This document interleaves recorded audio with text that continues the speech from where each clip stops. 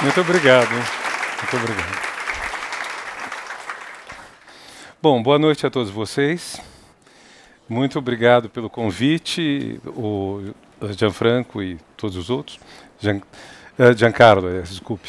E estou muito contente porque esse é o 15º ano desses eventos. Foi aberto em 13 de setembro de 2003, o primeiro Café Filosófico, do qual eu fui curador. Foi um módulo que tratou de muitas questões sobre o pensamento, então acho que é uma história de grande sucesso.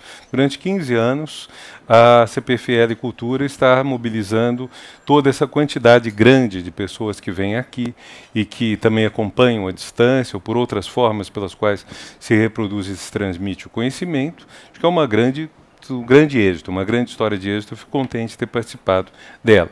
A convite do professor José Alves, eu vou tratar de um dos filósofos do século XX, que teve muita importância, que é Sartre. Quando a gente pensa na filosofia, é bom levar em conta que os filósofos mais valorizados ou menos valorizados, por vezes, revezam suas posições. Quer dizer, quem era considerado um grande pensador um tempo atrás, talvez hoje já não o seja, e vice-versa. Nós conseguimos manter com uma estatura elevada, por muito tempo, alguns grandes nomes. Então, Sócrates, Platão, Aristóteles na Antiguidade. Os medievais foram um pouco esquecidos e hoje estão sendo um tanto retomados. Da Renascença a gente não valoriza muito os grandes filósofos, mas vamos dizer, se formos fazer uma lista de menos que 10, né? Teríamos depois Descartes, Kant, Hegel, Nietzsche, um certo primado alemão. Para quem procura ser mais amplo, ter uma visão menos estreita, aos filósofos do século XVIII, os autores da enciclopédia, a Rousseau, a outros autores. Quando a gente chega ao século XX é um pouco complicado dizer quais são os filósofos hoje mais valorizados do século que passou. Podemos dizer talvez que teve muita importância a fenomenologia e o existencialismo. Na fenomenologia, isso quer dizer basicamente Edmund Husserl, um autor que não é tão conhecido fora da filosofia, mas que teve muita influência em outras áreas, como antropologia, psicanálise e outras que lidam com a interpretação basicamente com a interpretação das ações do mundo. A partir da fenomenologia, construiu seu existencialismo, onde se situa Sartre. O existencialismo foi muito importante, tanto cristão, que teve vários autores destacados, entre eles Gabriel Marcel, que tem um belíssimo livro intitulado Ser e Ter. A gente vê um contraste bom, que é muito bom para a gente discutir, sobretudo numa época de consumismo como a atual. E temos no existencialismo ateu a grande figura do Sartre. E, no entanto, de um tempo para cá, esses autores foram perdendo um pouco do destaque. Quer dizer, hoje, quando se fala dos autores do século XX, não se dá mais a importância que já se deu a Martin Heidegger, que durante um tempo era considerado talvez o maior filósofo do século passado, próprio Sartre, Merleau-Ponty, que era seu amigo, depois brigaram por razões basicamente políticas, mas vários deles perderam um pouco a posição que já tiveram. Eu acho que é interessante, quando a gente vai falar de Sartre, tentar ver o que representa essa mudança da posição dele. Foi talvez o grande filósofo nos anos 60, 50, 60, e que depois dos anos 70 começou um pouco a ser obscurecido, entre outras razões pelo impacto do Foucault contra ele na questão do papel do intelectual, podemos dizer. Sartre tem uma coisa rara na filosofia moderna, mas eu vou ter que fazer um panorama muito rápido da história da filosofia para deixar isso claro. A história da filosofia se divide, não sei porque esse assunto praticamente não é comentado, mas eu acho que deveria ser relevante, se divide entre autores que lecionaram em universidades ou em lugares mais formais e autores que lecionaram fora de universidade. A bem da verdade, na universidade a filosofia aparece com a filosofia escolástica, no final da Idade Média, podemos dizer.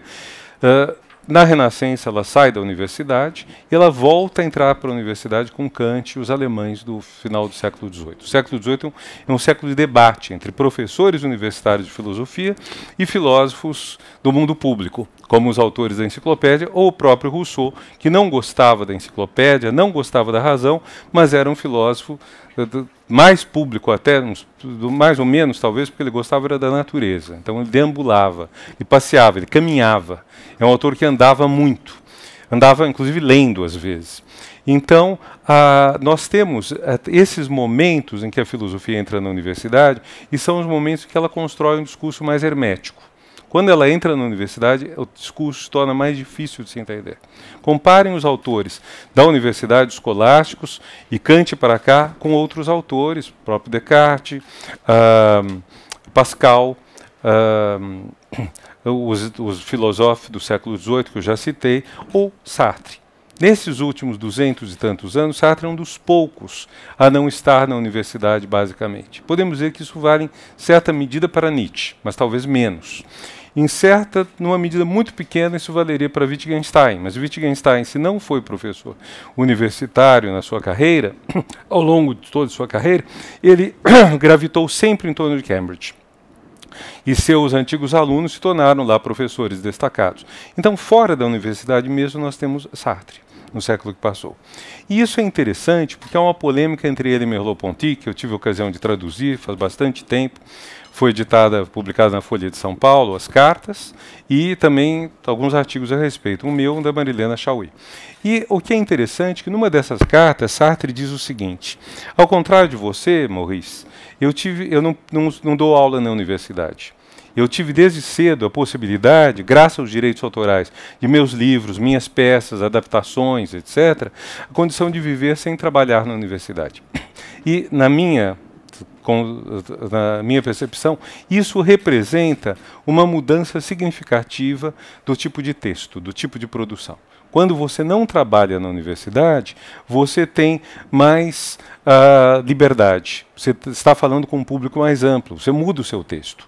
É claro que Sartre não tem passagens, aliás, Sartre tem passagens que não são fáceis. Por exemplo, quando ele discute o em si ou para si, isso não é fácil para quem não esteja familiarizado com a filosofia. Mas, por exemplo, na grande obra filosófica dele, escrita ainda na sua juventude, O Ser e o Nada, talvez seja a obra mais que a gente possa conceituar mais desligada de intervenções na discussão pública. Nessa grande obra, ele faz a análise do garçom de café, que é uma análise famosa. O garçom de café, o que ele faz? Ele representa um papel. Ele está servindo as coisas a vocês, e o garçom francês, sobretudo. O garçom é alguém que está servindo as pessoas, seguindo uma série de gestos que estão perfeitamente coordenados, conjugados. É um mecanismo. Ele constrói praticamente um papel mecânico no qual ele se apaga dentro do papel, do personagem de garçom que ele representa. É uma belíssima análise essa que ele faz. E o que o garçom faz, filosoficamente, qual é, entre aspas, o crime desse personagem? É que ele sacrifica quem ele é ou as ações que ele faria a um personagem. Ele apaga-se.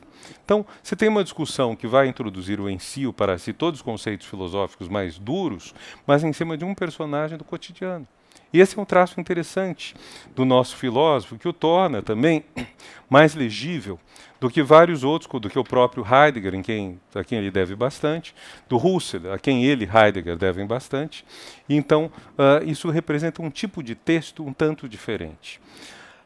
Sartre é conhecido sobretudo pelo existencialismo, para resumir muito rapidamente, porque o nosso foco vai ser a discussão daí decorrente sobre ética e política, mas para resumir muito rapidamente, a ideia de que não existe uma essência humana. Ou, como diz Sartre, no ser humano, a existência precede a essência.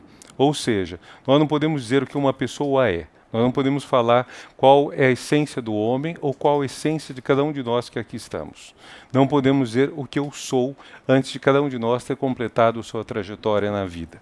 Não sei se Sartre foi um pouco inspirado pela tragédia de Sófocles sobre Édipo, mas há uma passagem no final da tragédia que é muito significativa para entendermos a obra e para entendermos até a vida humana.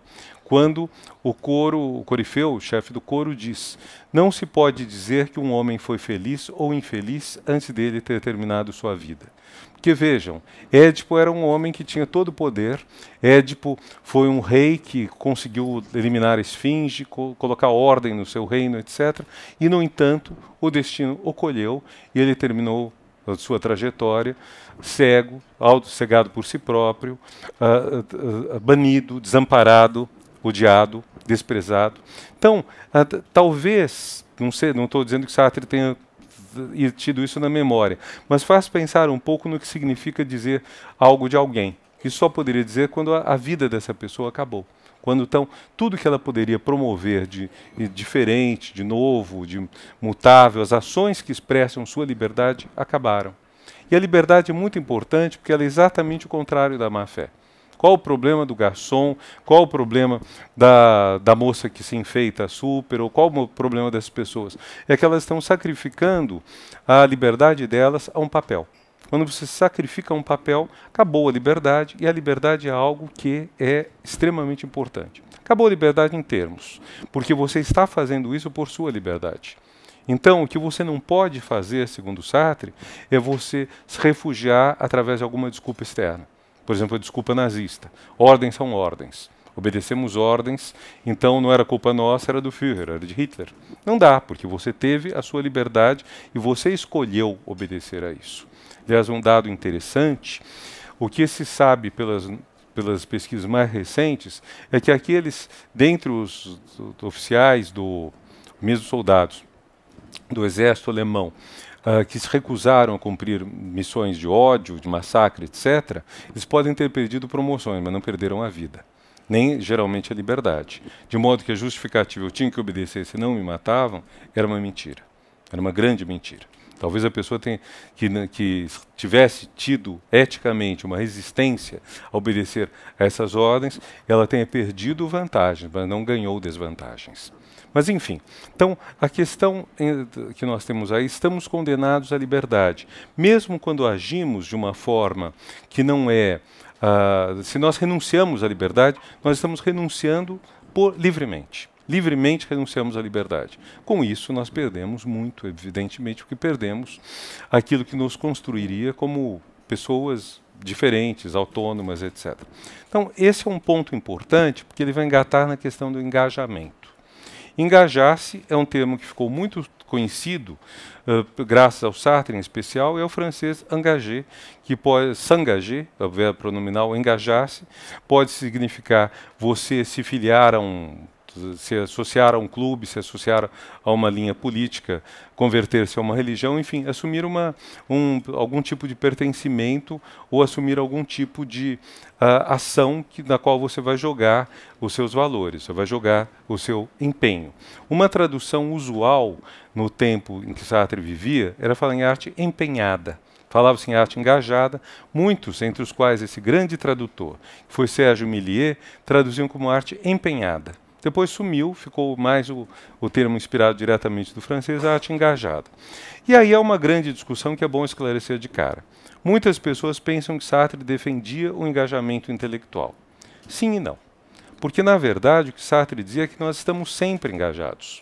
Se nós dissermos, eu vou fazer uma arte pura, sem engajamento, sem política, sem nada, você está fazendo já uma opção que afeta a política, a sua visão do mundo, sua posição em relação às grandes questões do mundo.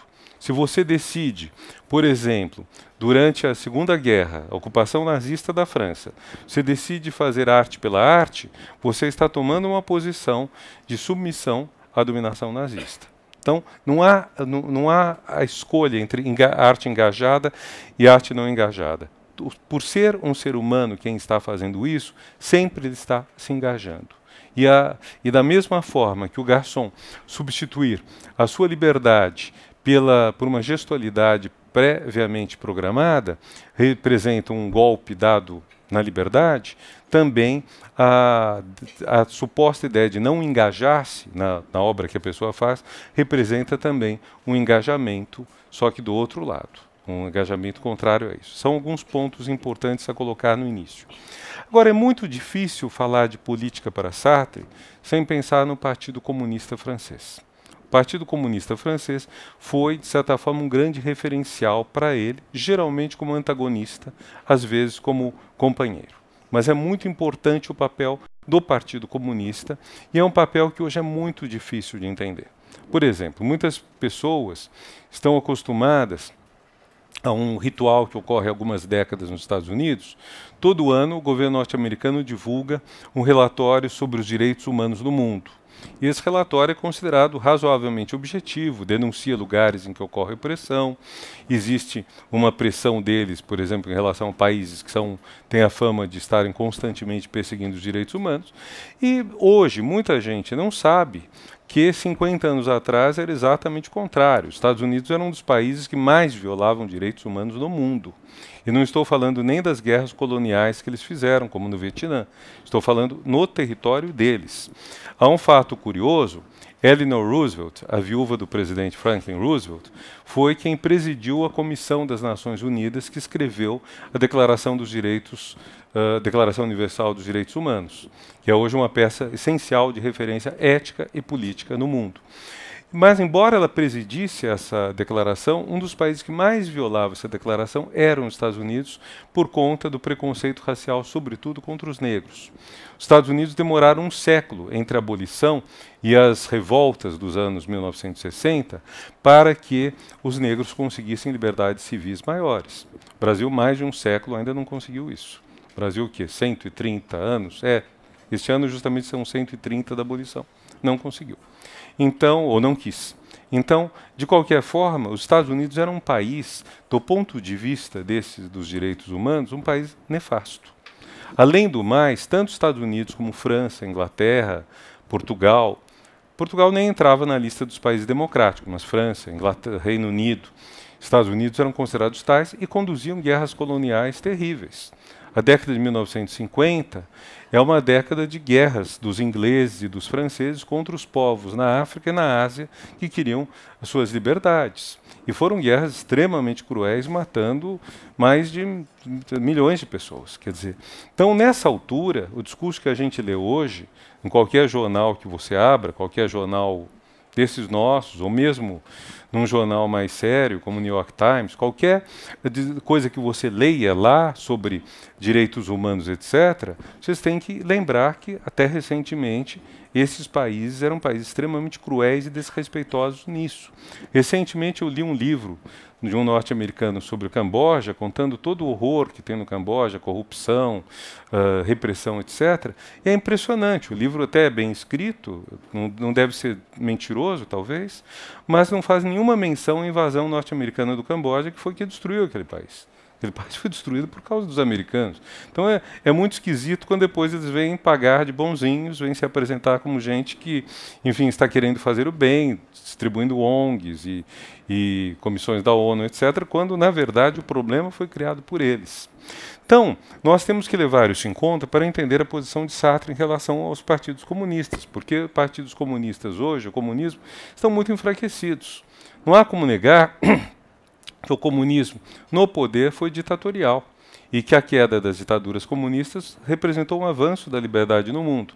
Como não há como negar que, ao contrário dos nazistas e fascistas, que eram um lixo tanto no poder quanto na oposição, os comunistas na oposição sempre ajudaram muito as causas democráticas. E, no caso, a independência dos países colonizados foi uma causa importante em que os comunistas se colocaram, bem como a melhoria das condições de vida dos trabalhadores. É nesse ponto que Sartre tem a sua simpatia pelo comunismo, e aí há dois textos dele que são referenciais importantes. Um é um texto de 1952 que se chama Os Comunistas e a Paz.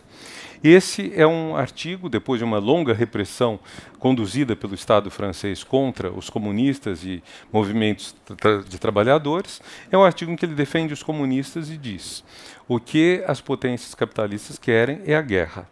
Elas estão fazendo a guerra na Coreia, que é uma guerra que ainda hoje é muito mal contada. A versão predominante na nossa parte do mundo é que a Coreia do Norte invadiu e atacou. Parece que isso não é exatamente correto, mas não é muito contado.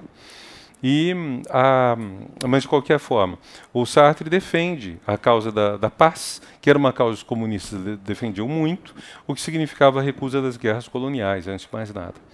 E defende as causas de trabalhadores e diz que o comunismo tem todos os seus problemas. Não é democrático internamente, mas nós não podemos fazer que Billancourt perca as esperanças. Billancourt é um subúrbio de Paris, um município, onde ficava a fábrica da Renault. Então, significaria o equivalente ao ABC no Brasil. Quer dizer, grande indústria, grande número de trabalhadores, pessoas que estão fazendo um trabalho importante para... enfim, que fazem o trabalho, né? Pessoas que trabalham e que têm suas esperanças numa vida mais justa que o socialismo lhes oferece, lhes propõe. Então, você ficar denunciando o comunismo o tempo todo representaria, no entender de Sartre, tirar a esperança que as pessoas ainda podem ter no mundo mais justo. E é nesse ponto que ele rompe tanto com Merleau-Ponty quanto com Albert Camus, que os dois se recusam a ser tolerantes com o mundo soviético, denunciam os campos de concentração que havia na União Soviética nos países que dependiam dela, subordinados a ela. E então há um conflito forte entre Sartre e eles, e é um conflito praticamente trágico. Lembrando que tragédia a gente pode entender no sentido de Hegel. Tragédia não é simplesmente uma história triste, a máscara com a boca chorando, ao contrário da comédia, que é a máscara com a boca rindo. Mas tragédia é a situação em que você tem dois lados opostos, ambos tendo razão. E você não consegue fazer uma síntese entre os dois lados. Hegel, que é fã do universal, ele considera que quando você fica na particularidade, você não chega à solução das questões, que se dá quando você sintetiza os polos opostos, tese e antítese. Aqui a síntese não existe. Não havendo síntese, os dois lados estando certos, você não conseguindo dizer, você está certo nisso, nisso e nisso, você está certo em tais outros pontos, e vamos fazer a síntese, não sendo isso possível, a situação é trágica.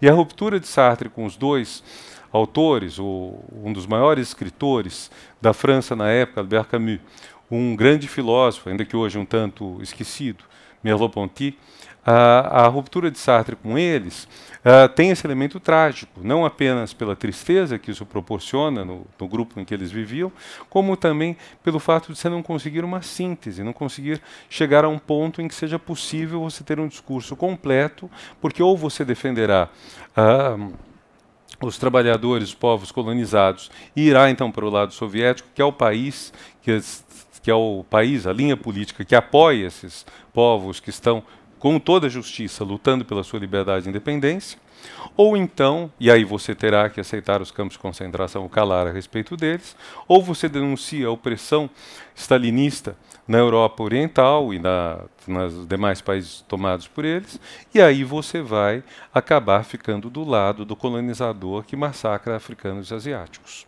Então, isso é profundamente trágico e acho que deveria também nos levar, acho que eu bati aqui, deveria também nos levar a uma discussão sobre o que é trágico hoje, quais são as sínteses que nós não conseguimos fazer e, por isso, quais são as vezes em que discutimos uns com outros e até brigamos, rompemos amizade, tendo os dois razão e desrazão nas suas particularidades. Bom, esse é o livro de 52. O que acontece em 56 Bom, 52 é logo seguido em 53 pela morte de Stalin, o degelo, que é o termo que um escritor russo vai cunhar para essa época em que vai haver o fim do que havia de particularmente odioso no stalinismo, e em 56 essa abertura culmina com a Revolução da Hungria, manifestações na Polônia e depois uma revolução na Hungria que quer ter um país democrático, quer ser um país democrático, quer acabar com a ditadura comunista, que não quer dizer necessariamente acabar com o socialismo, não se sabe o que isso vai dar.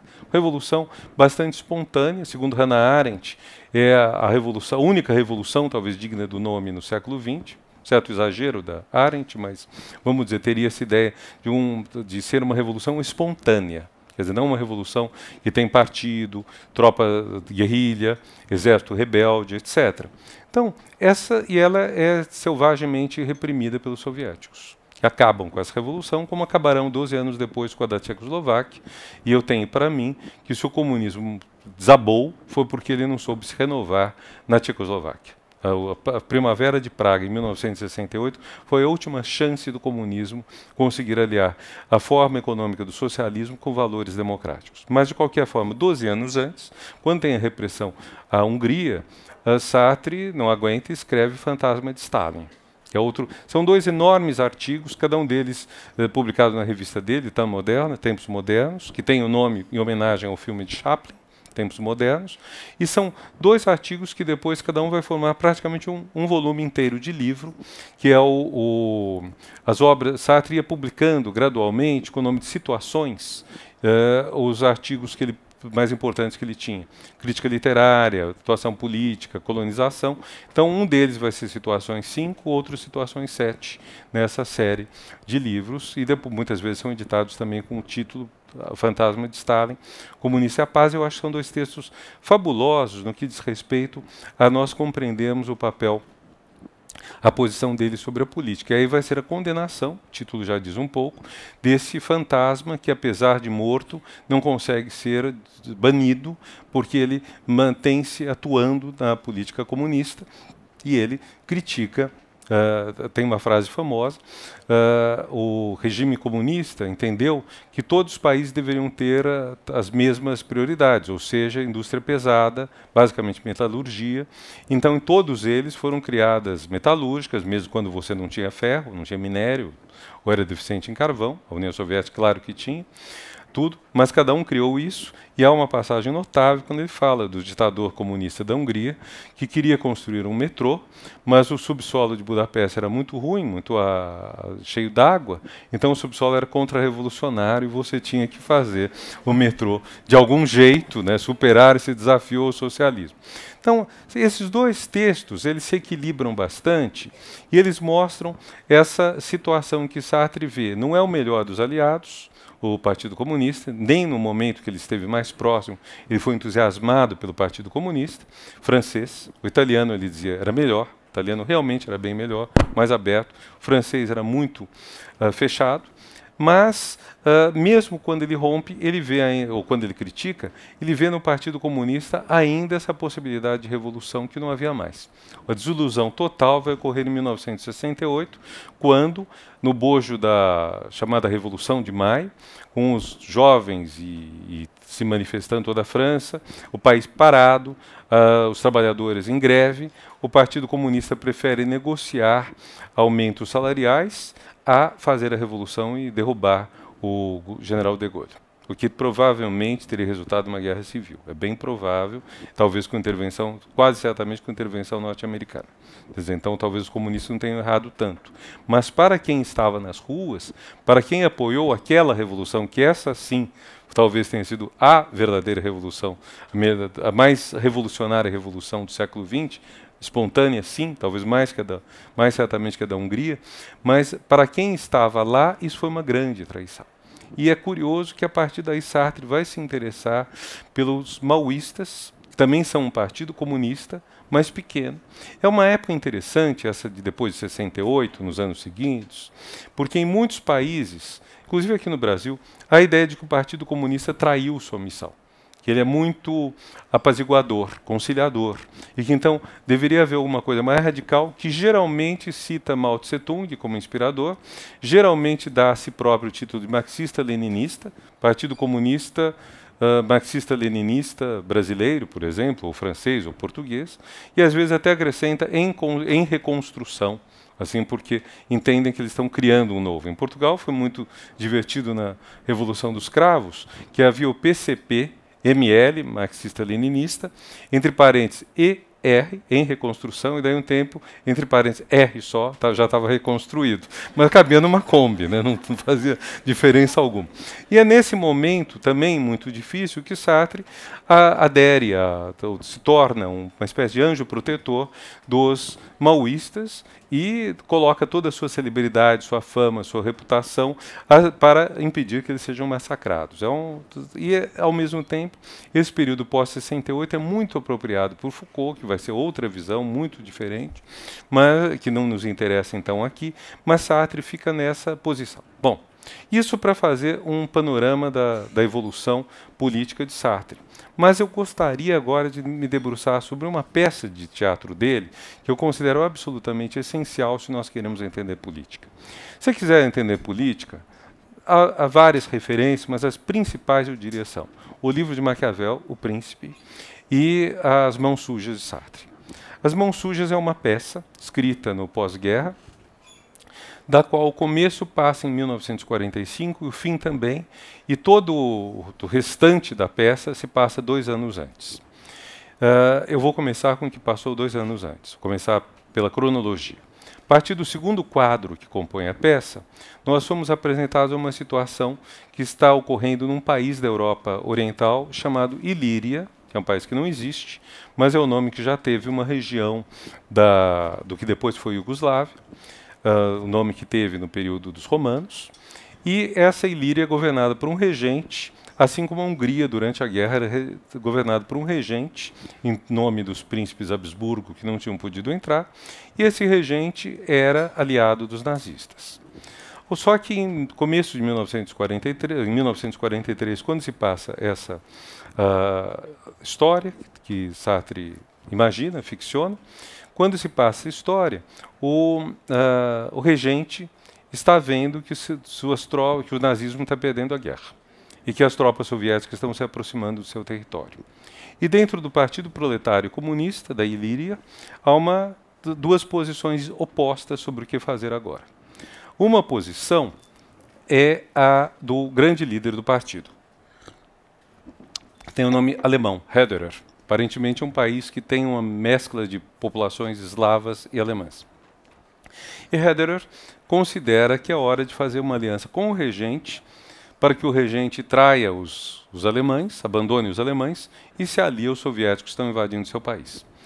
Historicamente, isso de fato quase ocorreu na Hungria, cujo regente tentou trocar de alianças, e nessa ocasião os nazistas desarmaram as tropas do regente. Historicamente, há uma coisa parecida, mas o que Sartre está interessado não é no que ele vai fazer com essa história, não exatamente no que aconteceu. Então, a história os fatos servem apenas de base para a ficção que ele está construindo. Hederer, então, diz o seguinte: nós vamos nos aliar com o regente, esquecer todo o mal que ele fez, e vamos facilitar, então, a vitória sobre o nazismo, com as tropas soviéticas sendo recebidas não pelos tiros das tropas da Ilíria, mas de braços abertos, digamos assim. E outra parte do Partido Proletário Comunista não quer isso, porque diz que o regente fez tais barbaridades contra o povo, contra os comunistas, contra os trabalhadores, que ele tem que ser julgado, condenado, e quem o apoiou também tem que ser liquidado. Então, são duas posições que dividem o partido. E aí é um personagem que se chama Hugo, que é um intelectual jovem, casado, que defende a posição contrária ao Hederer, e é incumbido pelos segmentos do partido contrários a Hederer de matá-lo, de matar Hederer. Então, dentro do partido, a questão vai se resolver pela morte, como muitas vezes já aconteceu em grupos políticos, que se dividem e que um mata o outro. E ele é enviado como secretário a Hederer. E ele começa a ficar fascinado por Hederer, que é um personagem muito interessante, é um personagem amante da vida, ele ama profundamente a vida, personagem que fala não tem nada da contenção, da timidez, do retraimento do Hugo. E o Hugo começa a ficar fascinado por ele, mas discute, fala: eu acho que está errado, o que você quer. O Hederer explica para ele que não. E ele acaba praticamente se convencendo disso. E há a passagem famosa em que o Hederer diz, e daí o título, As Mãos Sujas: para você fazer a política, você precisa sujar as mãos. Você precisa sujá-las fundo. Sujar na merda e sujar no sangue. É isso que é você fazer a política. Passa por aí. Não é só isso, mas é preciso fazer isso. Que é uma coisa que choca muito a visão quase kantiana, podemos dizer, do Hugo. Há uma frase famosa sobre Kant, que data do começo do século XIX, já foi atribuída a muita gente diferente, mas é mais ou menos o seguinte. Não vou falar toda a ética de Kant aqui, mas é uma ética que dá muita importância à intenção e que considera que as consequências dos atos não devem entrar em jogo. Então, a frase sobre Kant é: Kant tem as mãos puras, mas o problema é que ele não tem mãos. Ou seja, a pureza é tão grande que você não consegue agir. Se você faz essa ética, você não tem como agir. Um pouco a oposição entre ética de princípios e ética da responsabilidade vai crescer a partir de Max Weber. Uma ética de demasiados princípios não serve para a política. Então você tem que sujar as mãos, como diz o personagem de Sartre, e como, em outras palavras, diria Maquiavel 500 anos atrás. Então, nessa situação, o Hugo fica bastante abalado com isso, e abalado também com outra frase, com outra conversa que ele tem com Hederer, em que Hederer diz: você não gosta dos trabalhadores. Você está num partido proletário, se chama proletário, e você não gosta dos proletários. Você tem aversão aos costumes deles. E aí Hugo balbucia: eu gosto do que eles podem ser, não do que eles são hoje, mas do que eles serão uma vez libertados do capitalismo, etc. E tal. Uma frase bacana, vocês podem repetir, se quiserem. Aí o Hederer fala: pois é, você não gosta deles. Eu gosto deles como eles são. Eu gosto de beber, se fizesse uma equivalência no Brasil, cachaça com eles. Eu gosto de sair com eles para jogar futebol, se estivéssemos no Brasil. Eu gosto de fazer tais e tais coisas. Então, é muito interessante esse diálogo. E, no fim, o Hederer até diz: você parece ter medo de vida, de viver, etc. E, com isso, o Hugo desiste de matar o Hederer. Desiste. Retira-se para o quarto dele. E eu disse que ele estava lá com a esposa dele, com a mulher. E a mulher está muito insatisfeita, porque com esse marido quem podia estar satisfeito, né? Meio difícil. Mas ela está muito insatisfeita com ele, e aí ela vai encontrar o Hederer, e aí ela o beija. E é na altura em que o marido entra na sala e vê a mulher beijando o chefe do partido, aí ele mata o Hederer. Então é uma coisa extremamente de anticlímax, num certo sentido, porque não matou pelas causas políticas, matou por uma causa inteiramente pessoal. Ele é preso pelo governo da Ilíria, etc. E lá fica. Aí tem o começo e o fim que eu vou contar agora. Em 1945, já terminada a guerra, o Partido Comunista descobriu, depois da morte do Hederer, descobriu que a política que o Hederer defendia era exatamente a política que a União Soviética recomendava. Mas como eles estavam sem comunicação com a União Soviética por causa da guerra, eles não tinham sabido disso. Então o Hederer vira um herói, vira um grande herói, e o Partido Comunista não sabe o que fazer com o Hugo. Então, é oferecida a Hugo uma oportunidade. A oportunidade é a seguinte: você diz que você matou por ciúmes, o que é verdade, tira todo o caráter político da morte e você é reintegrado no partido. Sabe? Mas você tem que decidir isso até hoje à meia-noite. Isso é dito no começo da peça, e todo o resto em flashback para a gente entender do que se trata. E aí, quando chega meia-noite, ele fala: não, eu não vou renegar o que eu fiz. E claro que ele é morto. Bom, acho que eu não cortei muito suspense, porque o interessante não é tanto suspense. Afinal de contas, as pessoas são capazes de ver na Páscoa, encenar todo o final da vida de Jesus, e todo mundo sabe como termina, né? Então, a gente não precisa sempre evitar os spoilers. Certos spoilers, muita coisa, tudo que é história a gente sabe mais ou menos o spoiler. Mas o que é interessante nisso daí é o seguinte: você tem vários temas do Sartre. Um dos temas é: você é o que você fez, você não renega o que você fez. Então, embora a ação tenha sido uma ação de anticlímax, não mais por razão política, mas por ciúme, ele não vai dizer isso, porque isso seria renegar o ato dele, renegar a ação. Seria dizer: eu não fiz o que fiz. E isso é uma coisa para Sartre inaceitável. Mas o ponto principal mesmo é a questão do Hederer, que é o personagem que fala de política. E aí nós temos essa coisa curiosa, porque Sartre, o existencialismo todo, ele parte do indivíduo. Ele parte da existência do indivíduo, que é inescapável. O Sartre queria muito associar o existencialismo ao marxismo, mas fazendo que o existencialismo desse todas as mediações, para não falarmos só em classes sociais, para não pensarmos no ser humano como um detalhe, para não pensarmos que o importante é o que você está fazendo objetivamente. Quer dizer, algo muito comum no comunismo, que era: subjetivamente você está defendendo, vamos dizer, o meio ambiente. Objetivamente você está desviando o foco da luta de classe, que é o principal. Então, objetivamente, você é um contra-revolucionário, nós temos que matar você. Sabe, o Zero Infinito, o grande livro do Arthur Koestler, trata muito disso. Personagem que subjetivamente estaria bem intencionado, mas que objetivamente estaria fazendo mal à causa de uma sociedade melhor. Então, para Sartre, o elemento do existencialismo aí é o, mal comparando, mas acho que talvez bem comparando, é o que vai depois na Tchecoslováquia, durante a Primavera de Praga, em 1968, ser chamado o socialismo com rosto humano. É isso que seria, quer dizer, é o socialismo existencial. Socialismo existencialista poderia ter se dito, talvez. Então, para Sartre, esse ponto é muito importante.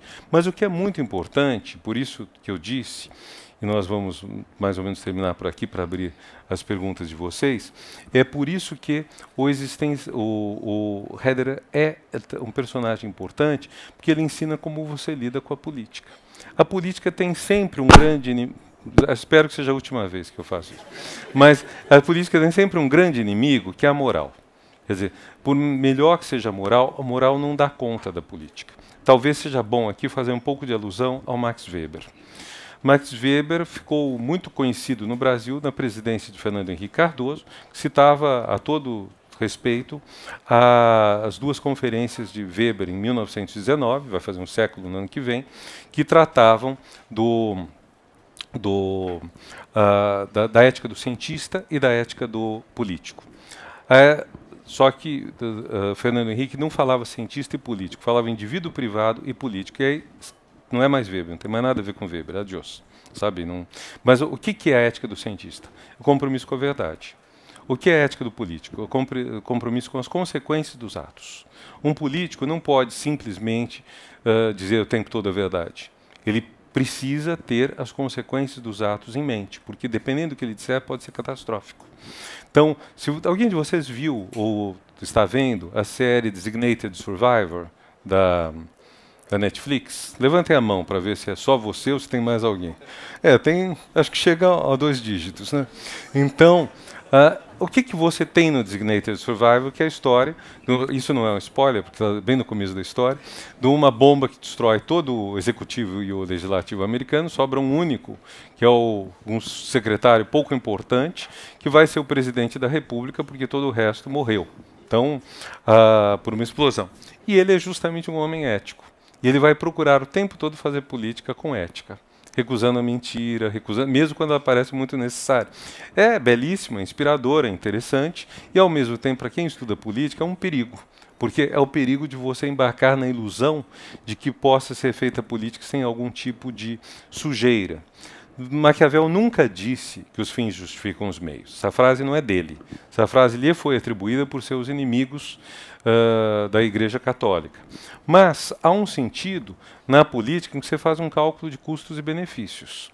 E esse cálculo de custos e benefícios significa que, para atingir determinados resultados, você tem que fazer, eventualmente, sacrifícios em tais ou quais coisas. Para dar um exemplo que não desperte paixões conturbadas aqui na audiência, eu poderia citar o fato de que, na Segunda Guerra Mundial, os norte-americanos negociaram com a máfia para facilitar o desembarque das tropas aliadas na Itália. E um dos preços disso foi libertarem vários mafiosos da cadeia nos Estados Unidos, né, e mandá-los de volta para a Itália, onde viveram até o fim da vida em condições bastante favoráveis. Então, quer dizer, não chega um momento que é pior, você ter os mafiosos ou ter os nazistas? Os ter os nazistas.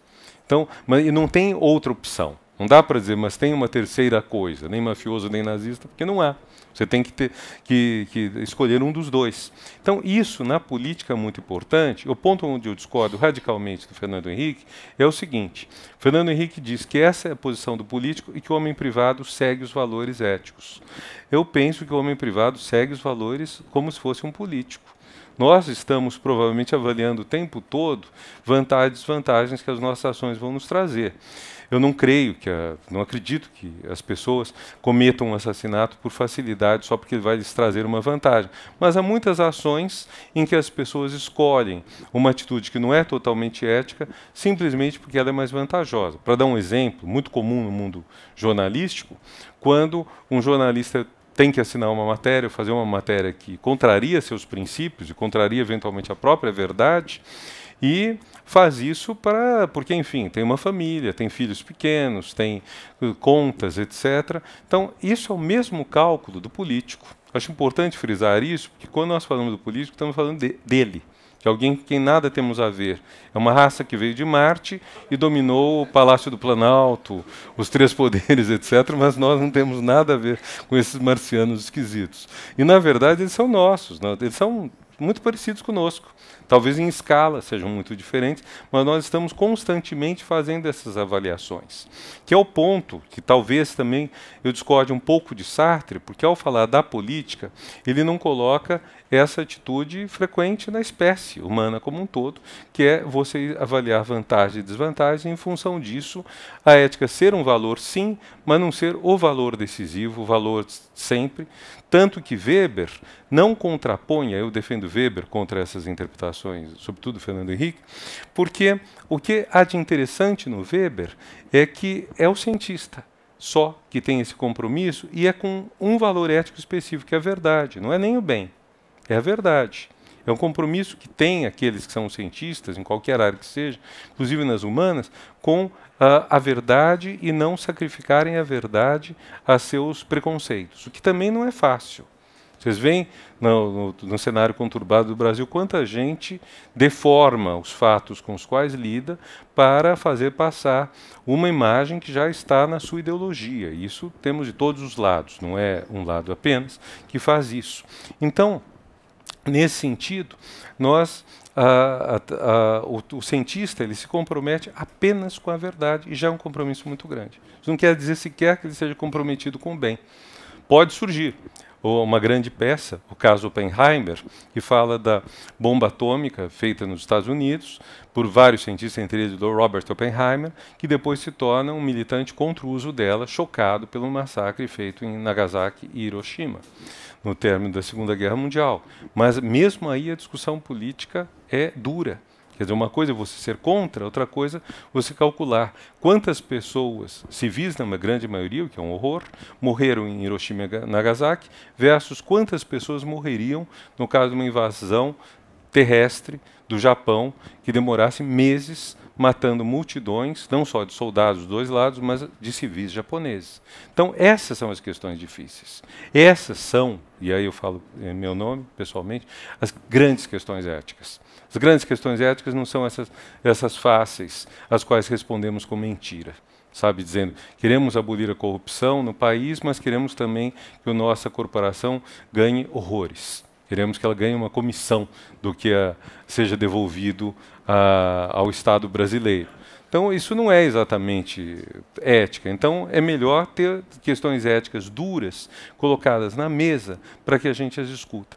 Eu acho que essa peça coloca muito bem e coloca bem essa ambiguidade que vai ser uma marca de Sartre por décadas e décadas, que é como você se situa em relação a um partido dos trabalhadores, o verdadeiro partido que reúne trabalhadores. Apesar de haver na França um partido socialista, o Partido Socialista sujou as mãos nas guerras coloniais e sujou a mão. Se todo mundo suja as mãos, por que aquele que está lutando pela liberdade não vai sujar também as mãos?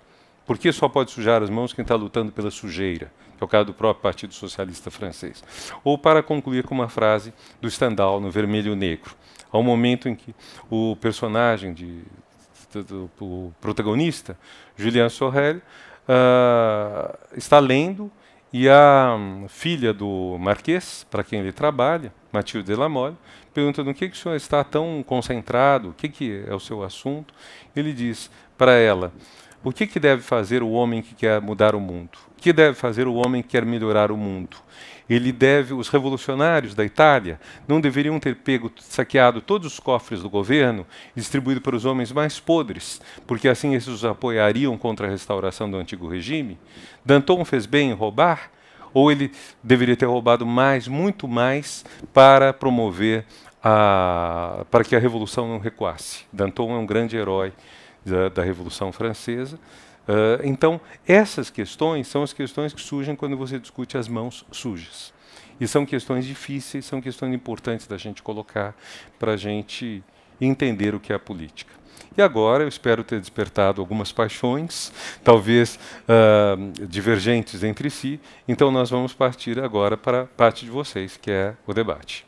Então, muito obrigado pela atenção e mandem suas questões.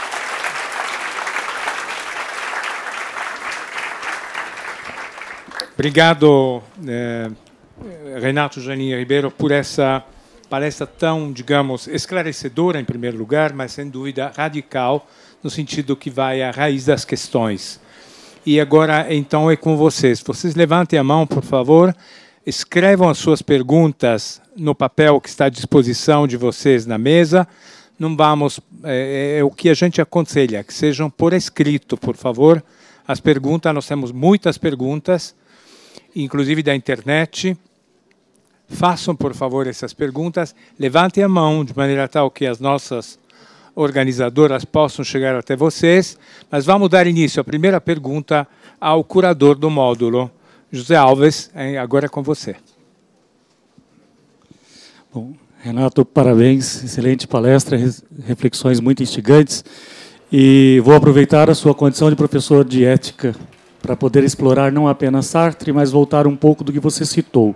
Você trabalhou com numa menção aí a Hegel. Eu gostaria de pensar se teríamos condições de indicar minimamente algum traço de universal na sociedade brasileira para poder pensar ou jogar luz sobre parte das crises éticas. E depois, num segundo momento, um desdobramento, que daí sim, o que Sartre, na lógica do engajamento, em qual momento, em qual circunstância ele estaria dentro do quadro brasileiro atual. Só isso?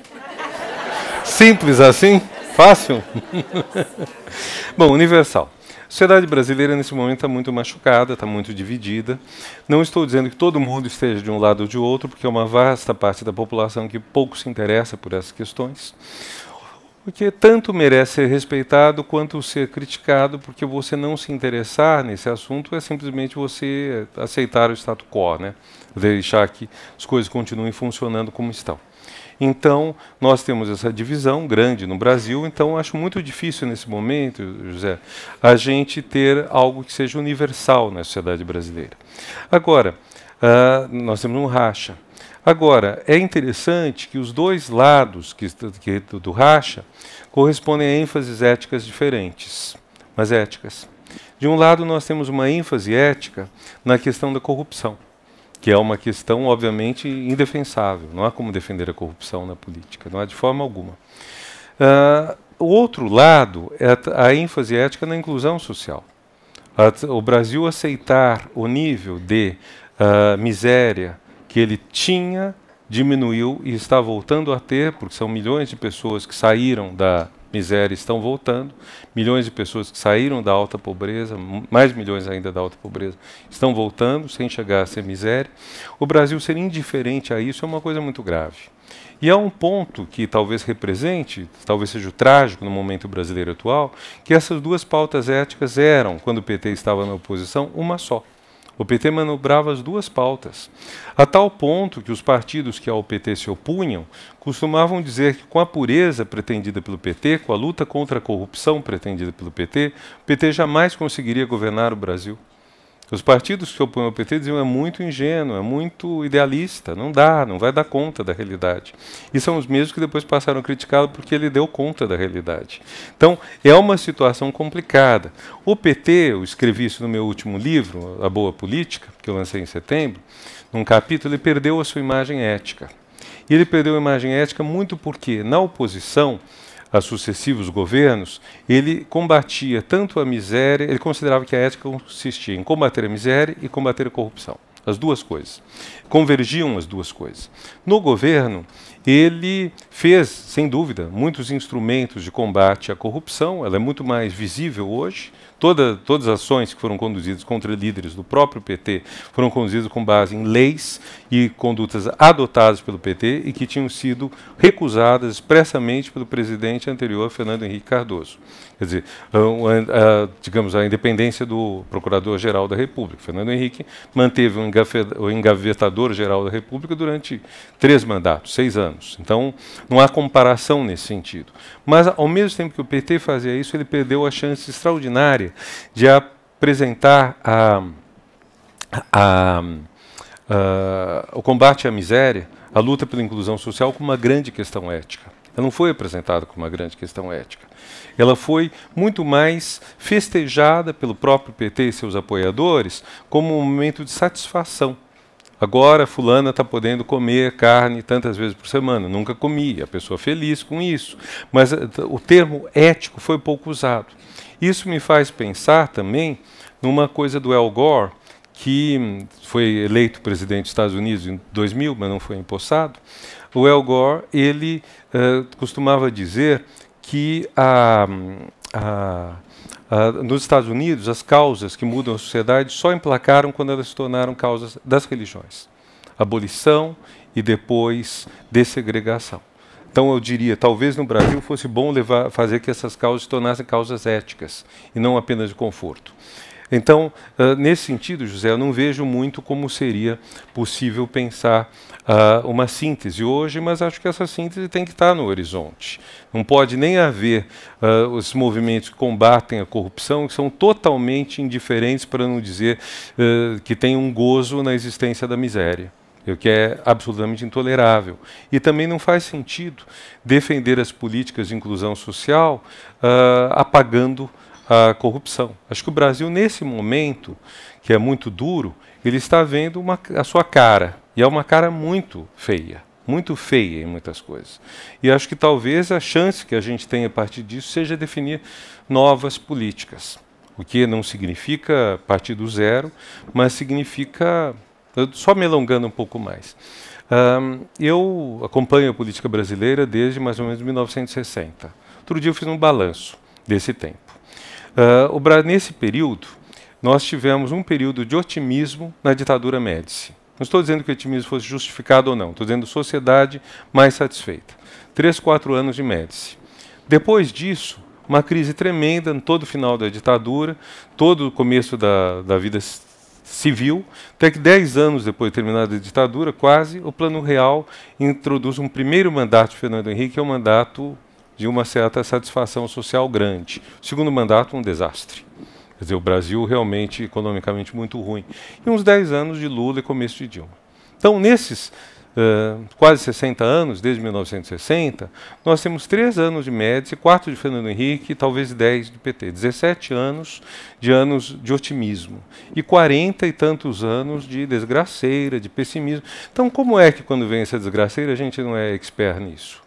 Quando isso acontece, a gente deveria ter doutorado em como lidar com momentos de desgraça ou de dor. Sabe, na mágoa ou na tristeza ou na alegria. Nós tivemos muito mais tristeza do que alegria, e para nós, quando ela chega, parece que caiu do céu ou do inferno sobre nós, e nós não sabemos o que fazer. Isso é muita estupidez nossa, né? Quer dizer, acho que uma coisa que nós teríamos que fazer é aprender a resolver nossos problemas. E não pensar simplesmente quando tem o Plano Real e está todo mundo comprando coisa, ou quando a inclusão social faz bombar a economia e deixa as pessoas mais felizes, que tudo isso está dado, sabe? Não está dado, tem que ser consolidado, são tarefas difíceis. Acho que isso talvez fosse o otimismo, e eu não sei, eu já falei muito, já respondi muito, mas o que Sartre diria nesse momento, Sartre sendo uma pessoa de esquerda, ele obviamente defenderia as políticas de inclusão social, isso eu tenho certeza que ele defenderia. Mais do que isso, eu não saberia dizer, assim, em termos de posição sartriana, qual seria o engajamento. Tudo bem. A gente está transmitindo ao vivo agora pelo site do Instituto CPFL, pelo aplicativo, também no YouTube e no Facebook. Só alguns números aqui, passaram cerca de 8 mil pessoas que tiveram acesso à palestra. Bom. De vários lugares do Brasil, e um público bastante cativo aqui fora. Só citar algumas cidades, na verdade eu vou citar lugares de fora, porque foram bastante mesmo. Buenos Aires, Itália, Japão, Eslovênia, Antuérpia e em Nampula, Moçambique, nos acompanham ao vivo agora. E algumas salas de aula pelo Brasil também, o pessoal da UFSCar está acompanhando. E a pergunta que veio uma pergunta também de uma sala do Instituto de Psicologia e Desenvolvimento Humano de Londrina. E é a seguinte pergunta, sobre o desaparecimento de Sartre do cenário filosófico e acadêmico, sociologia, psicologia, etc. Não está, de alguma forma, vinculado com o desaparecimento de uma leitura marxista da realidade? E só complementando com uma outra pergunta, que tem a ver também, da Eudóxia, ele pede se você poderia falar um pouco sobre o fato de Sartre aceitar o comunismo quando seus princípios filosóficos partem do conceito de indivíduo, não de sociedade. Bom, vou começar pela segunda pergunta, que é mais precisa. Sartre deixa claro, no que ele escreve sobre o marxismo, especialmente na Crítica da Razão Dialética, que é de mais ou menos 1960, que ele entende que que o marxismo, falando em termos bem simplificados, dá o mapa geral da coisa, mas ele não faz as mediações entre a vida econômica e social, entre a vida econômica, entre a política econômica, ou a vida econômica mesmo podemos dizer, e a vida humana nos seus detalhes. Então, por exemplo, se nós formos tratar de psicologia, o marxismo não dá conta. Não dá conta. As tentativas de fazer uma psicologia materialista, como o Georges Politzer, não tiveram êxito. Então, nesses pontos é que o existencialismo vai se introduzir. Então, não é que haja simplesmente uma contradição, como pergunta Eudócia, mas é que existe uma complementaridade, mesmo que tensa. E essa complementaridade levaria, então, a fazermos uso do existencialismo como o ponto desse ponto no qual cada um de nós encontra seu lugar dentro do que ele chama a filosofia de nossa época. Ele diz a filosofia inarredável, inarredável de nossa época é o marxismo. É o marxismo que faz a leitura geral do mundo em que estamos. Então, mas o existencialismo, como várias ciências humanas, pode fazer essas pontes ou mediações entre essa visão macro e o micro em que cada um de nós vive, em que a sociedade opera.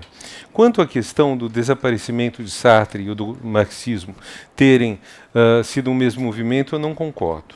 Porque, em primeiro lugar, Sartre é bastante diferente do marxismo. Justamente ele é um existencialista que admira o marxismo, mas que jamais vai aceitar plenamente o que o comunismo faz, distinguindo também um pouco o marxismo, filosofia, pensamento, comunismo, partido, prática, ação prática.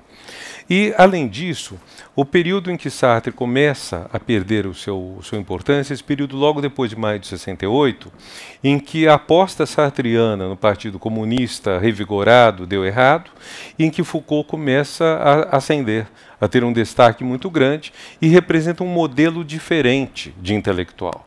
Quer dizer, talvez eu possa fazer alusão a um grupo do qual Foucault participou, bem como um pensador que é meu amigo, que eu admiro muito, um dos grandes pensadores atuais sobre a política e a estética, que é Jacques Rancière. Eles fizeram parte do grupo de informação Prisões, no começo dos anos... começo dos anos 70. Qual era a ideia? Em vez de intelectuais falarem a verdade sobre a cadeia, sobre a prisão, vamos dar palavra aos presos. Algumas pessoas no Brasil chamam de prisioneiros. É preso a palavra correta. Então vamos dar a palavra aos presos e vamos que eles próprios falem. Não temos que nós fazer um discurso sobre eles. Que é um pouco a recusa do porta-voz. Quer dizer, a ideia de que o intelectual não deve ser o porta-voz de quem não tem fala. Não que Sartre tenha querido ser esse porta-voz. Seria uma leitura errada de Sartre dizer isso. Mas Foucault e, vamos dizer, o surgimento de uma nova percepção disso tudo, valorizou muito essa ideia do porta-voz, do intelectual que não é porta-voz e das múltiplas vozes que devem tomar a cena pública. Então, você tem que ter a voz do grupo tal, homossexual, do grupo dos negros, a voz de cada grupo discriminado, e não deve haver porta-vozes no sentido de pessoas que entendem melhor. É o que recentemente chama mansplaination, por exemplo, uma das versões disso. Mansplaination, do inglês, né? Tem uma foto belíssima da Taylor Swift, que está falando uma coisa em 2011, e aí aqui, o marido lá da Kim Kardashian, que eu nunca lembro o nome dele, mas o marido da Kim Kardashian, que vive brigando com ela e zoando essa moça, ele se apodera do microfone e começa a falar por ela o que seria dela. Né? Isso é mansplaination, um homem explicando o que a mulher quis dizer, mas não teria conseguido dizer. Então, com a valorização disso tudo, a visão das lutas sociais como lutas que convergem foi muito prejudicada em favor de uma ideia de que cada luta é autônoma. Nós estamos vendo isso hoje no Brasil. O tema que fazia a convergência disso tudo era o tema do combate à pobreza. Hoje, o que nós temos, o tema do combate à pobreza foi embora, acabou, a pobreza está sendo restaurada. E no lugar disso, os movimentos de mulheres, movimentos de negros estão funcionando, estão indo até bem. Você não pode dizer que estão indo mal. Quer dizer, você olha, a mídia cobre com simpatia o que é movimento minoritário, identitário, cobre com muita antipatia o que é movimento contra a pobreza. Vocês vejam a própria representação da Marielle Franco, post-mortem, né? Valoriza mais o lado dela, assim, mulher, o lado identitário, do que o lado social da ação dela. Então, nesse sentido, bom, e quanto ao comunismo, ele desaba com o marxismo, ele desaba mesmo com o comunismo. Embora se possa dizer que o marxismo, como pensamento, estava estagnado há muito tempo. Na verdade, o que eu diria em resposta a essa pergunta é o seguinte: Sartre foi um dos que tentaram salvar o marxismo do comunismo. Ou seja, fazer que o marxismo tomasse um certo vigor, o que só seria possível você, entre outras coisas, você relendo Marx sem medo de apontar onde ele errou, o que é meio raro entre os marxistas. E segundo ponto, tentando fazer o difícil casamento entre o socialismo, modo de produção econômica, e a democracia, que não é fácil, mas também capitalismo e democracia não é fácil. Então, qualquer um é difícil, né? Bom, acho que já está bom de resposta, pelo menos de tamanho da resposta. Não sei se é de qualidade, mas de quantidade já tem bastante. Uma pergunta que chegou aqui do público, da Thalita Carvalho. De novo aqui. E a pergunta é a seguinte: se não se engajar não é uma opção, como você analisa, apoiado em Sartre, esse engajamento atual baseado na superficialidade das redes sociais e nas notícias falsas? Quem é a Thalita? Pode levantar a mão para eu ver? Onde está? Oi, Thalita. São talvez sentidos um pouco diferentes da palavra engajar. Engajar-se é uma palavra que pode ter um sentido amplo, de filiar-se, de tomar parte de alguma coisa, em inglês enroll, to enroll. Então, por exemplo, na medida em que eu entro no Facebook, eu estou me engajando nele, num certo sentido. Sartre está pensando no engajamento de valores, um engajamento que diz respeito a grandes questões sociais ou grandes questões da vida em relação às quais não há como ficar neutro, porque não lutar contra a opressão é ser conivente com a opressão, para simplificar. Então, eu não acho que seja a mesma coisa. Quer dizer, acho que talvez o Sartre respondesse a você, talvez mais sucintamente até, o seguinte, que se você tiver, se você está na superficialidade, você fez uma escolha de estar na superficialidade e, portanto, de manter o status quo, que exigiria que fosse para além da superficialidade. Seria uma possível resposta dele. E talvez ele dissesse, qualquer vida de aparências é como a do garçom de café. Ou seja, é uma maneira de você não fazer contato. Um psicanalista talvez dissesse não entrar em análise. Um existencialista talvez dissesse alguma coisa de não assumir sua própria existência na sua fragilidade e tudo mais. Talvez fosse isso daí o caminho da resposta. A pergunta agora é da internet, do Diego Rodrigues. E ele pergunta se, a partir do pressuposto de engajamento político, como poderemos tratar de liberdade? Por exemplo, se eu sou direita ou esquerda, a percepção de liberdade não será diferente? Mas a palavra liberdade tem significados muito, muito diferentes ao longo da história. Basicamente, a gente pode dizer o seguinte: existe uma ficção na qual muita gente crê, que é o chamado livre-arbítrio.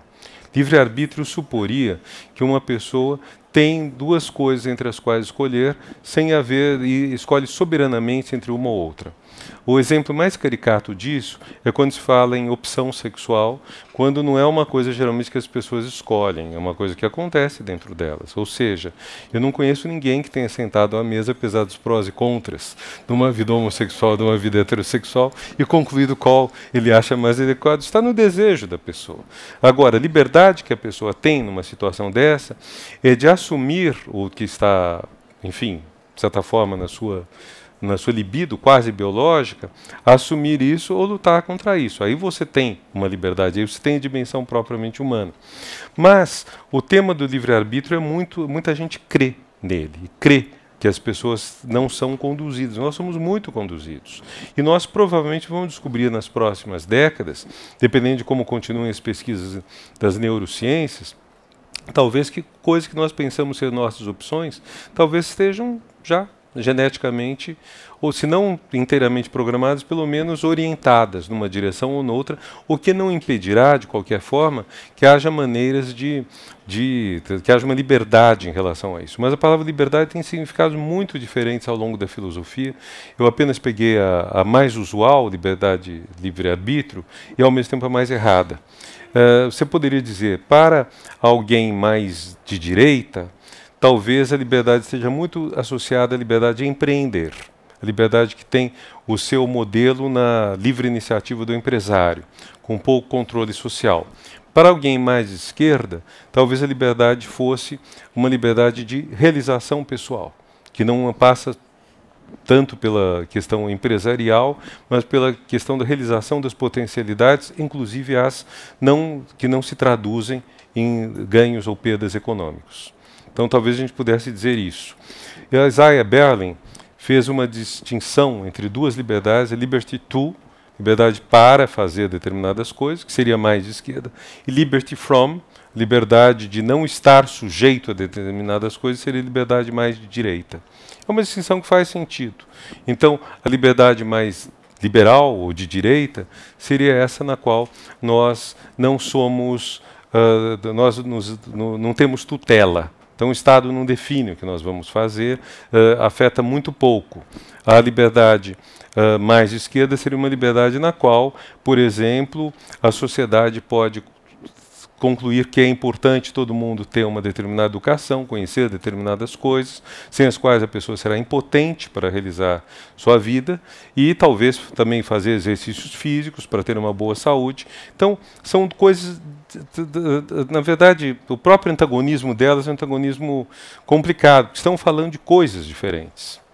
Então, por exemplo, na Europa, mesmo nos países governados pela direita, o Estado social-democrata se consolidou numa certa medida. Vou dar um exemplo holandês, eu gosto muito desse exemplo. Na Holanda, 2 meses antes das férias, cada família recebe um cheque que só pode ser gasto em férias. Não pode ser gasto em outra coisa. O que é um dinheiro que vem dos impostos, claro, e vem da conclusão que chegou a sociedade holandesa de que é bom para a saúde física e mental de todo mundo você tirar férias. Uma resposta liberal possível, mas que vai ser fracassada, vou dizer por quê, seria: é um absurdo o Estado não permitir que essa pessoa use o dinheiro para investir num negócio que quer fazer, etc. E a resposta ao liberal, ao liberty from, seria: a sua liberdade é individual para você, sim, para você decidir, mas ela afeta todo mundo. Ela afeta a sua família. Se você não tirar férias, suas relações de família vão ser perturbadas. Você está afetando seu cônjuge, seus filhos, as pessoas que dependem de você. Está afetando sua saúde, o que significa que você vai onerar a sociedade com os gastos de tratar a sua saúde. Está afetando talvez sua duração de vida, o que vai representar um desperdício para a sociedade. A discussão é complexa e ela é interessante porque nós podemos continuar essa discussão por muito tempo com argumentos de um lado e de outro.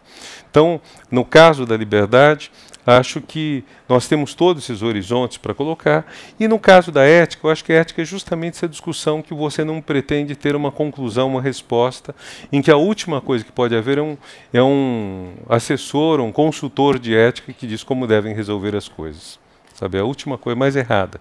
Tem uma certa birra de código de ética, para dizer a verdade, porque os códigos de ética eles substituem a ética, que é um espaço de discussão, pelo código, que é um outro nome para a lei. E ética e lei não têm uma relação muito fácil. A relação não é boa. Antígona já percebeu isso numa peça de 2.400 anos atrás. Mas vamos continuar aí com as perguntas. Boa noite. Meu nome é Herculano. E as questões de liberdade, que é estabelecido pelo Estado de Direito, diz que eu sou livre e tenho direitos se eu limito o poder. Porque o poder sempre foi corrupto. O poder sempre foi o quê? Corrupto. O próprio abdicar poder para pessoas iguais a mim é a primeira corrupção que a gente tem. Abdicar para um ser igual, com todas as minhas falhas, abdicar poder para ele. A primeira corrupção, portanto, não é do indivíduo dando poder. E foi esse o sentido do Estado de Direito, estabelecer limites ao poder, que hoje nós estamos sendo ultrapassados. Todos aqueles conceitos de Estado de Direito estão desmoronando, nós estamos desconstruindo o Estado de Direito. Então, eu chego à conclusão que os temas de liberdade deveriam ser rediscutidos novamente. Né? E isso sempre, porque acabar com a corrupção é acabar com o poder. Mas qual é a sua pergunta? Perdão? A sua pergunta qual é? Eu suponho que o sistema hoje deveria ser trocado para níveis de liberdade maior, sem muito Estado, com nenhum poder, e talvez substituído pela liberdade de mercado, principalmente. Tá bom. Então vamos responder a isso. Há um grande referencial liberal sobre a questão do poder e da corrupção, que talvez você tenha em mente, é Lord Acton. Lord Acton foi um historiador inglês, católico, do começo do século XIX, e que tem a frase famosa, geralmente citada de maneira errada. A frase dele é: o poder tende a corromper. O poder absoluto corrompe absolutamente. Vocês vejam a diferença das duas partes do comentário de Acton. O poder absoluto corrompe absolutamente, mas o poder em si, ele tende a corromper. Não é verdade, portanto, que todo poder é corrupto. O poder tem uma possibilidade de corromper, mas que pode ser limitada se você tiver pesos e balanças, pesos e equilíbrios, como se fez na Constituição norte-americana e na teoria inglesa da Constituição do século XVIII. Contemporâneos, uma teoria inglesa da Constituição e uma Constituição de fato escrita nos Estados Unidos com a ideia de 3 poderes se equilibrem. Montesquieu fala disso um pouco antes da Constituição americana, quando ele examina Portugal e Espanha. Diz: Portugal e Espanha têm regimes absolutistas e têm a Inquisição. Tudo isso é um horror. O absolutismo ibérico é um horror, a Inquisição nem se fala. Mas o fato de ter os dois, diz ele, atrevendo um paradoxo grande, o fato de ter os dois significa que um limita o poder do outro. O rei não pode fazer tudo porque ele tem que temer a Inquisição. A Inquisição não pode fazer tudo porque tem que levar em conta o poder absoluto do rei. Então, o que seria o poder absoluto de um e que seria absoluta corrupção é limitado pelo outro. Eu pego um exemplo horroroso, né? Ninguém de nós aqui é simpático, suponho, nem ao poder absoluto, nem à Inquisição. No caso da Constituição norte-americana, o que nós temos? Temos 3 poderes, o executivo, legislativo e judiciário, na qual a Constituição se inspirou-se, a nossa e a de muitos países da América Latina. De modo geral, a América Latina é presidencialista, a Europa é parlamentarista, de modo geral. E, no caso da Constituição norte-americana, a ideia é que cada poder evita que o outro caminhe demasiado no seu fortalecimento próprio. Hoje, no Brasil, nós estamos vendo uma situação bastante complicada, porque desde a reeleição da presidente Dilma, nós tivemos um enfraquecimento do poder executivo muito grande, com ela e com o sucessor dela, que ambos se tornaram muito impopulares. Esse enfraquecimento do executivo veio junto com o fortalecimento do legislativo, especialmente com Eduardo Cunha, que foi muito forte para fazer coisas ruins, aprovar leis e emendas constitucionais muito negativas, e foi totalmente incapaz de aprovar uma única medida legal ou constitucional que fosse boa. Espantoso, espantosa essa capacidade, o que levou também ao enfraquecimento do legislativo e ao decorrente fortalecimento do judiciário. Então nós podemos ver isso quase como uma novela que nós estamos passando. Então, o que acontece? Os poderes se desequilibraram fortemente. Na verdade, na sociedade brasileira, o legislativo tem uma tradição de ser um poder muito fraco. Fraco, não estou falando em termos de força, fraco eticamente. O poder legislativo ele precisa ser regulado pelo poder executivo. É o poder executivo que bota ordem no legislativo. Se não for isso, o legislativo descamba para o interesse mais pessoal, como nós estamos vendo hoje. Então, o nosso sistema é meio difícil. Mas não é correto dizer que todo poder é corrupto, toda pessoa que está no poder é corrupta, porque é falso, não há dados disso. Você tem governantes e governos e poderes que não são nada corruptos.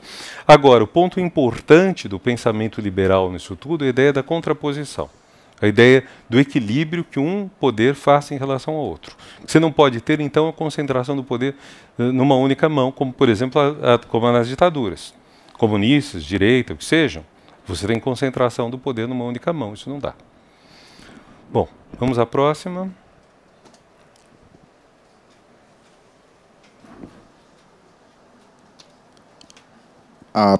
É uma pergunta que veio do público, do Vitor Fernandes, e ele diz assim: com o crescimento do fascismo no Brasil, quais devem ser as pautas ou táticas que devemos tomar em defesa da democracia? Bom, são questões fáceis, né? O bom é que todas elas são muito fáceis, né? A gente resolve facilmente. Bom, nós, evidentemente, acho que tem que distinguir claramente o que é fascismo e o que é direita. Não se pode dizer que a direita seja fascista, que a direita esgote o fascismo. O fascismo está na extrema-direita, sim, mas há uma diferença grande que é bem colocada por Bobbio, quando Bobbio diz: a direita e a esquerda têm em comum que defendem a liberdade. A esquerda tem um adicional em relação à esquerda, que ela defende, além da liberdade, a igualdade. A extrema-direita e a extrema-esquerda, continua Bobbio, elas são contra a liberdade. Então, a extrema-direita não defende nem a liberdade nem a igualdade. A extrema-esquerda, segundo Bobbio, defende a igualdade, mas sem liberdade. A esquerda defende liberdade e igualdade, a direita defende liberdade. Então, há uma diferença entre esses 4 pontos.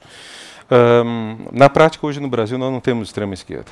Quer dizer, não dá para dizer, nenhum dos grupos, nem PCdoB, nem PSOL, nenhum desses grupos mais conhecidos defende o fim da liberdade.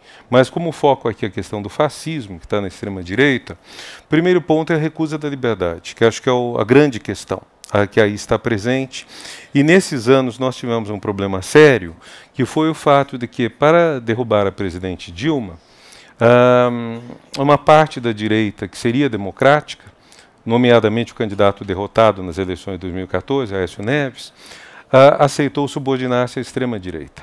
E isso trouxe Eduardo Cunha e outros, o que acabou, alguns movimentos das ruas, e isso acabou trazendo um preço muito caro, que o próprio Aécio está pagando, porque ele jamais vai ser presidente do Brasil, acabou o sonho dele.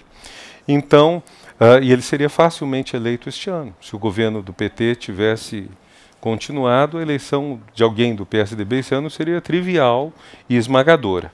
Então, o que nós temos aí é que nós tivemos uma perda da capacidade de diálogo da sociedade brasileira. Seria importante tentar restaurar essa capacidade de diálogo.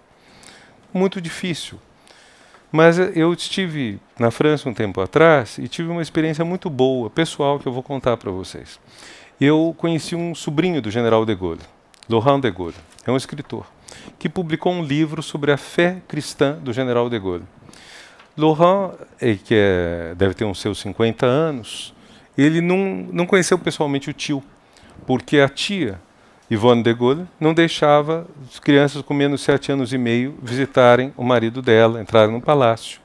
E quando o tio morreu, um ano e pouco depois de renunciar, ele não foi autorizado a ir nos funerais da família, na pequena cidade de Colombey, onde morava de Gaulle.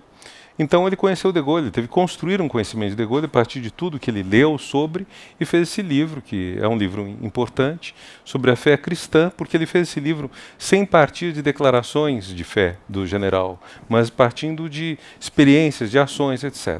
E quando o livro saiu, ele foi muito atacado, e aí nós chegamos ao nosso ponto.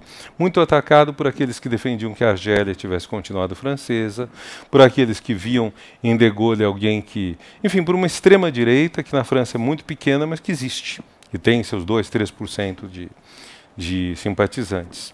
Aí o que ele fez? Ele marcou um encontro com as pessoas e recebeu-as uma por uma. Ouviu o que cada uma tinha a dizer. E depois, ele disse, elas se sentiram aliviadas terem dito tudo para um sobrinho do general, e pronto. Então, como nós podemos fazer alguma coisa assim? É essa a questão que eu devolvo. Sabe, como nós podemos restabelecer alguma forma de diálogo que permita, enfim, coisas se recompõem, que voltem as pessoas a conversar, que parem de repelir-se umas às outras depois do segundo ou terceiro significante. Nós estamos fazendo na prática o que a Cambridge Analytica fez, e o que qualquer bom maqueteiro de campanha sabia há muitos anos antes de virem as supostas revelações da Cambridge Analytica. Para quem não sabe, uma empresa criada usando o nome da universidade daquela cidade inglesa, e que pegou os dados do Facebook, fez uma coleta gigantesca de dados, e pegando o que cada um de vocês, cada um de nós curte, desenhou perfis. Então, quem curte mais, digamos, vegetarianos, tendem mais a votar em Hillary ou em Trump.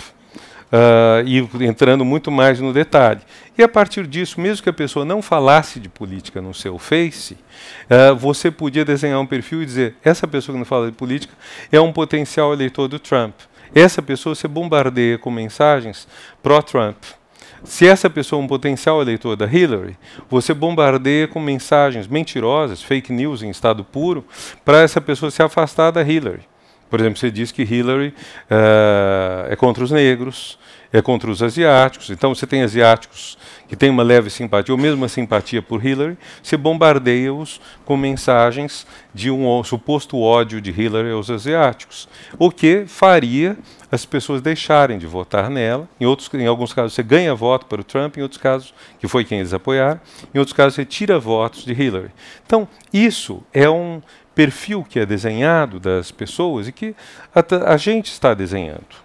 Volta e meia a gente desenha isso. Você entra no Facebook, vê uma pessoa comentando uma coisa, já deduz disso uma série de consequências sobre o que ela pensa, que podem não ser reais. Quer dizer, isso é o que na justiça americana chama profiling, fazer um perfil. Quer dizer, você persegue, quer dizer, você tem um assalto, você pega o primeiro negro que você estiver na rua. Você está pegando a pessoa não porque tem elemento suspeito, mas porque ele é negro. Você fez um perfil de que negros são classes perigosas, classes laboriosas, classes perigosas, para pegar o tema do século XIX. Então, seria um pouco isso. Quer dizer, a gente teria que restabelecer pontes de diálogo. Sem isso vai ser muito difícil. E acho que também nós temos que ter coragem de ver que os problemas brasileiros não são os que cada um dos lados da discussão aponta, mas são mais complexos e mais amplos. Quer dizer, não dá para assumir um único discurso. O problema é apenas isso, apenas a corrupção, ou apenas isso ou aquilo. Acho que teríamos que também nós trabalhar um pouco melhor o que o Brasil tem que fazer. Porque o fato de nós não termos construído sequer uma autonomia, uma capacidade nossa de enfrentar os problemas, é muito grave. Quer dizer, mas isso eu já falei, não vou me repetir agora. Vamos à próxima pergunta, então. Também veio do público da Érica, voltando um pouco à futurologia aqui.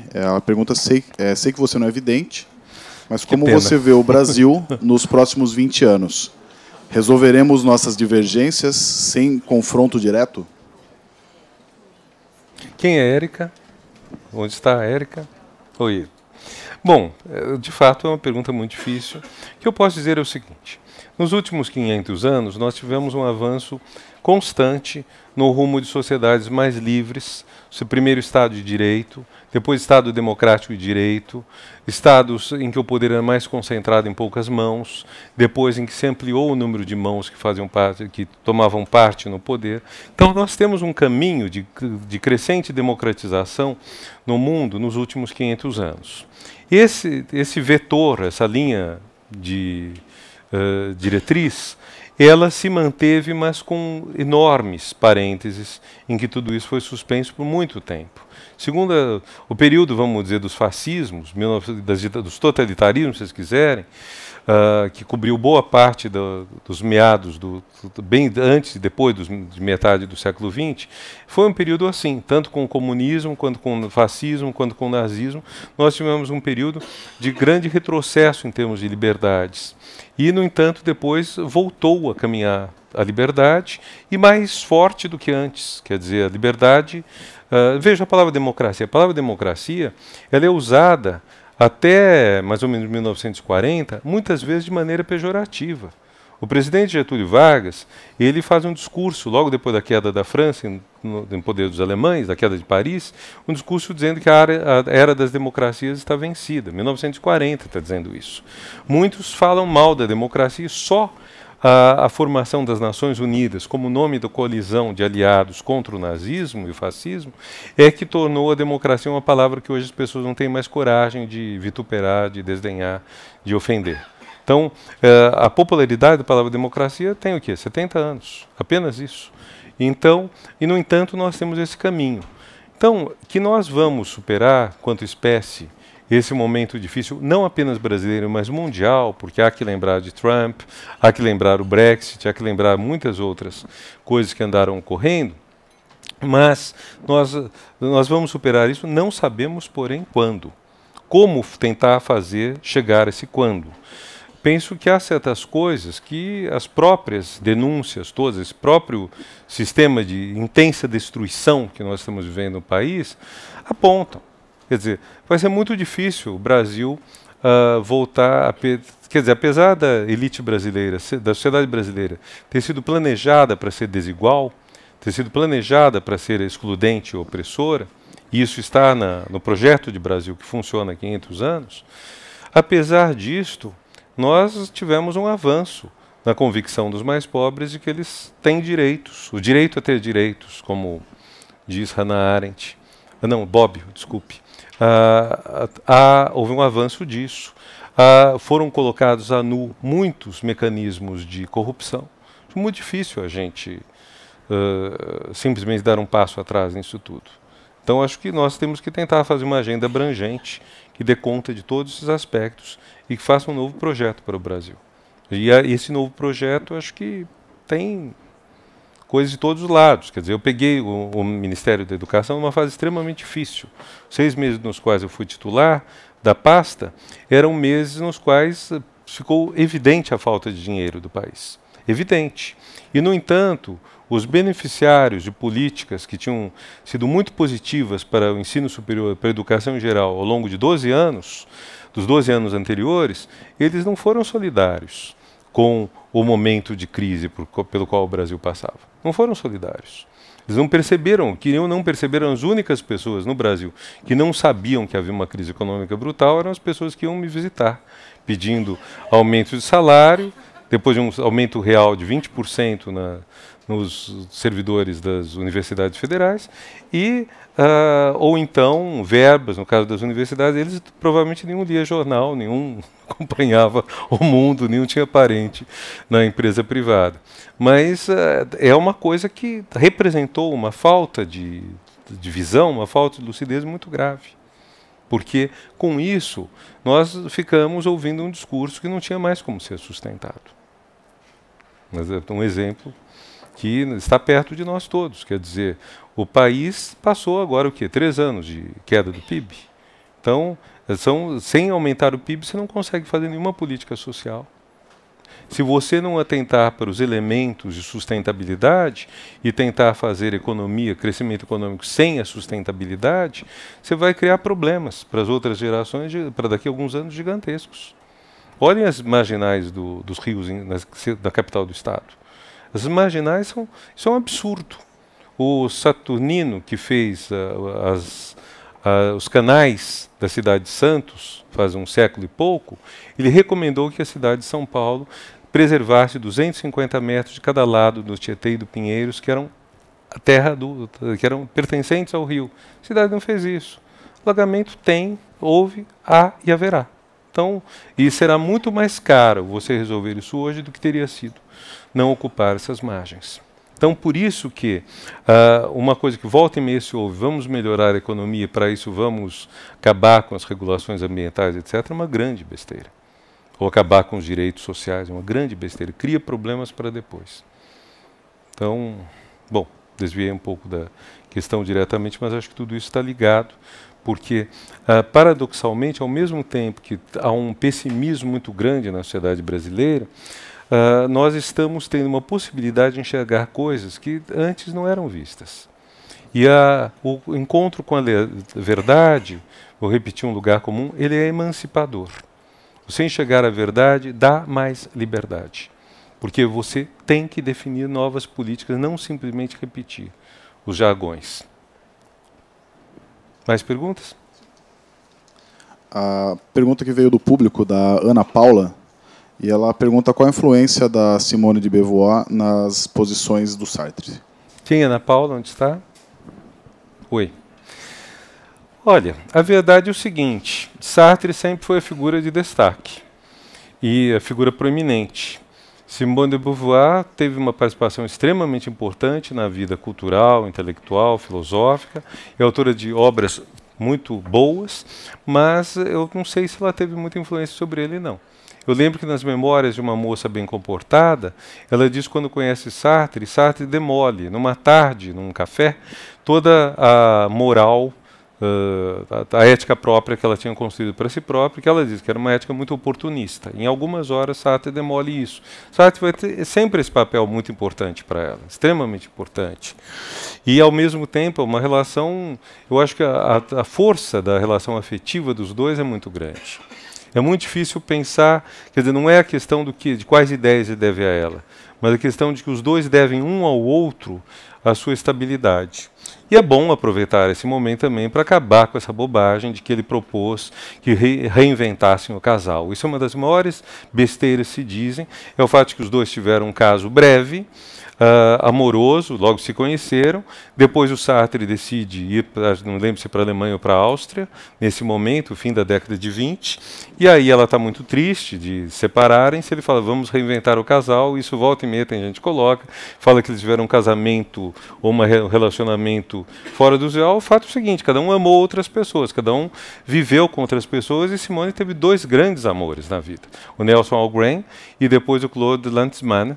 E esses dois foram os amores. E o Sartre, e esse casal, ia todo ano, na década de 50, para a Itália, de carro, junto com o casal Sartre e Monique Vian. Então, eram dois casais. Mas vamos, pelo amor de Deus, ninguém mais fale que eles tinham uma relação amorosa moderna, porque não é exatamente o que a gente chama de relação amorosa no sentido usual. É amor no sentido que temos amor por amigos, por grandes amigos, mas não é o amor sexuado, o amor de casal. Não é. Então, acho que uma ilusão a respeito dos dois era bom tirar.